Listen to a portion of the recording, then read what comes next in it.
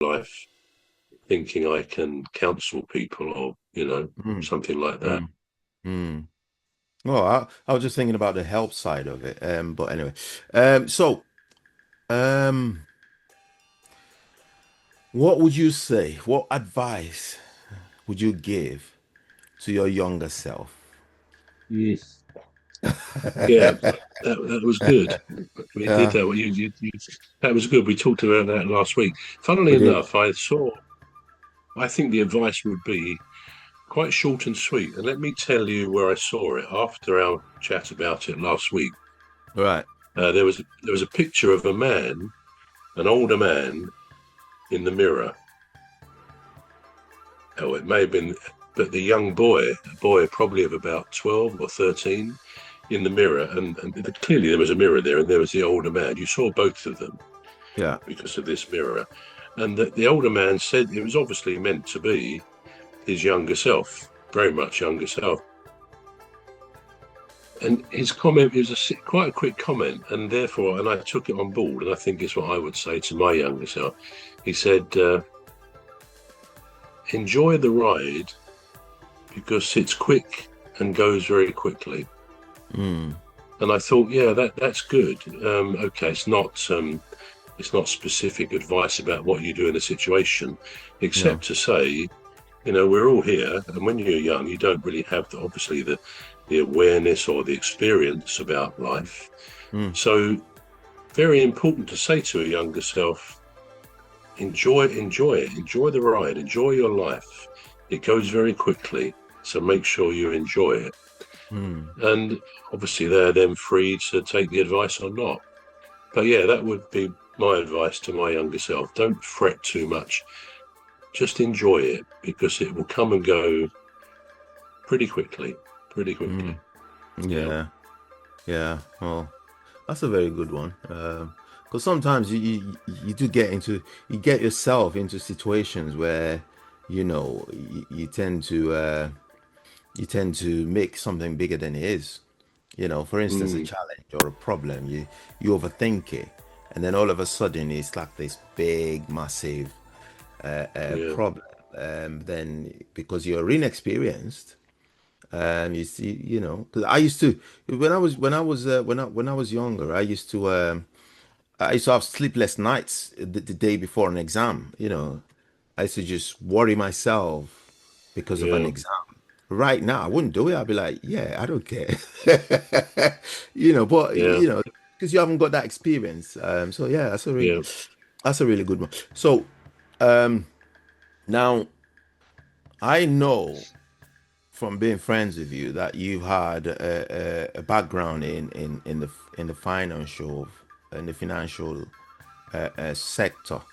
So if a friend came to you saying they've just inherited £1 million and they're looking to invest £1 million, what sort of investment would you be advising them to embark on? Well, it's a good question. Again, it's a very um, complex area, the question of giving financial advice.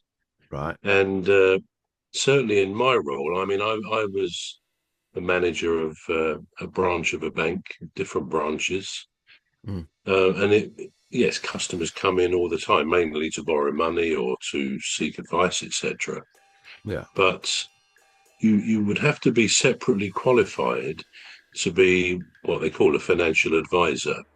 And now, obviously, there's fundamental information that I've always given to my family when they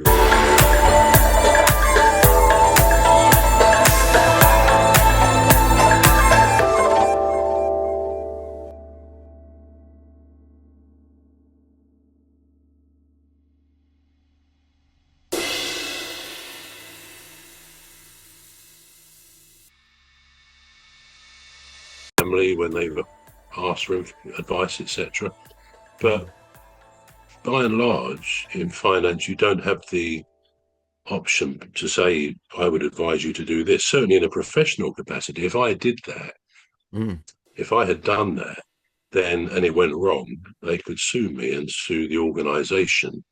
Right. Now, having said that, it's a bit like advice with Samaritans. You're not supposed to give somebody advice, but that's not to say you don't occasionally say, well, I can't really advise you about that. You've got to find the answers yourself. But have you thought of doing that? So it can be phrased in such a way. And similarly with financial advice, it would depend on the amount. You said £1 million.